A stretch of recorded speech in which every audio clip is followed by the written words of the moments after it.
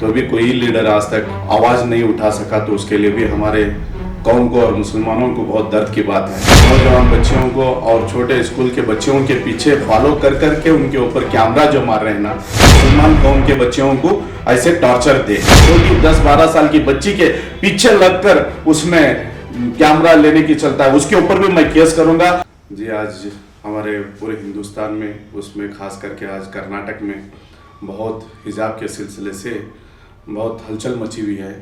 तो बहुत दर्द के साथ बोलना पड़ता है कि कोई लीडर अपने जानो मानो तन के छोड़कर हमारे औरत बेटियों की हिफाजत करने के लिए आज तक भी, या विधानसभा में हो, असेंबली ऑलरेडी कर्नाटक में चल रही है, तो भी कोई लीडर आज तक आवाज़ नहीं उठा सका, तो उसके लिए भी हमारे कौम को और मुसलमानों को बहुत दर्द की बात है। आज पूरे कर्नाटक के अंदर हिजाब के सिलसिले से सब स्कूलों और कॉलेजों के बाहर जाकर जो पुलिस डिपार्टमेंट हो और थोड़ी बहुत गोदी मीडिया हो, इसमें हमारे नौजवान बच्चियों को और छोटे स्कूल के बच्चों के पीछे फॉलो कर करके उनके ऊपर कैमरा जो मार रहे हैं ना, वो तो वन ऑफ द ऑफेंस है। उनके ऊपर कोई एक्शन लिया नहीं जा रहा। और कोई आज कोर्ट के अंदर ऑर्डर हुआ करके बोल रहे हैं, तो कौन सा ऑर्डर हुआ है? सिर्फ पीयू बोर्ड के लिए हुआ है। वो कुंदापुर में जो 6 बच्चियों के ऊपर जो हुआ था, वो वही अब तक चल रहा है। तो कोर्ट के अंदर ऐसा ऑर्डर नहीं है कि डिग्री के बच्चों को बिना हिजाब के जाओ बोलकर, वैसा कुछ भी नहीं है। तो भी आज ये सियासत है, कर्नाटक की गवर्नमेंट, बीजेपी गवर्नमेंट आज खामोश बैठे हुए हैं, बसवराज बोम्माई, मगर इनकी खामोशियत ये बताती है कि इसमें मुद्दा आगे बढ़े, मुसलमान कौम के बच्चों को ऐसे टॉर्चर दे। तो इनकी खामोशियत ऐसा हमें बताती है।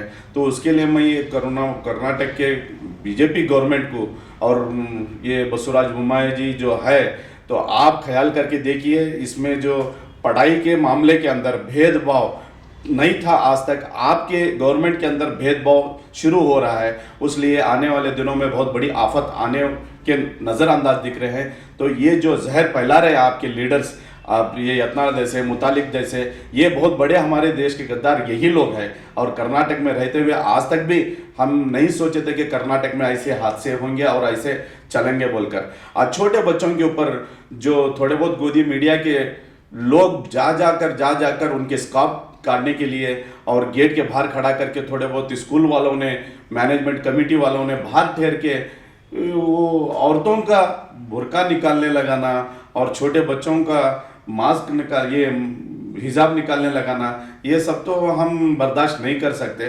तो उसलिए जो हमारे माँ बहनों को जो तकलीफ हो रही है, ये तकलीफ जल्द से जल्द अगर रुकाएंगे तो अच्छा होगा, नहीं तो इस गवर्नमेंट के खिलाफ आने वाले दिनों में सीएम के घर के दरवाजे में बैठ के हंगामा मचाना जरूरी है। आपको क्या लगता है मीडिया वाले आखिर कहाँ तक जाएंगे? हाँ, मीडिया वाले देखिए, मैं मीडिया वालों को, मैं राय मरमानी उनको हाथ जोड़ के मैं रिक्वेस्ट करता हूँ यही कि जो सच्चाई है वो बताओ। आप आज देश को संभालना है तो आपका भी हाथ ज़रूरी है। और थोड़ी बहुत मीडिया, जैसा कि स्पोक्स पर्सन, बीजेपी के स्पोक्स पर्सन होकर आज वो बिहेव कर रहे हैं, जैसा बीजेपी के पार्टी लीडर्स नहीं कर रहे, उस हिसाब बीजेपी के पार्टी लीडर्स नहीं कर रहे, उससे भी ज़्यादा बढ़कर ये मीडिया वालों ने उसको भड़काना और लोगों में भेदभाव लाना, ऐसा जो दिखा रही है। तो ये गोदी मीडिया को मैं रिक्वेस्ट करता हूँ, आप संभालो। और जो हमारे औरत बेटियों के हिजाब के सिलसिले से आप अभी शिवमोगा में ही फिलहाल एक 3-4 दिन पहले एक कैमरामैन एक छोटी 10-12 साल की बच्ची के पीछे लगकर उसमें कैमरा लेने की चलता है, उसके ऊपर भी मैं केस करूंगा और उसको भी जेल भेजूंगा जरूर। क्योंकि आज बिना इजाजत के कोई लड़की या कोई औरत का फोटो लेना भी जुल्म है। तो फिर ये लोगों को क्यों जुल्म नहीं है और ये लोगों को क्यों नहीं ये है? तो इसलिए मैं इन लोगों के ऊपर जो हमारे हिजाब के सिलसिले से औरत बेटियों के ऊपर जो वो कैमरा जाकर फोकस देकर उनका ही बहुत कुछ दिखाना, टारगेट करना, ऐसा करने की वजह से अब तो मैं थोड़े बहुत PIL में केस अपील किया हूँ। अब कल नहीं परसों मंडे के दिन उसका कुछ ये हो जा सकता है।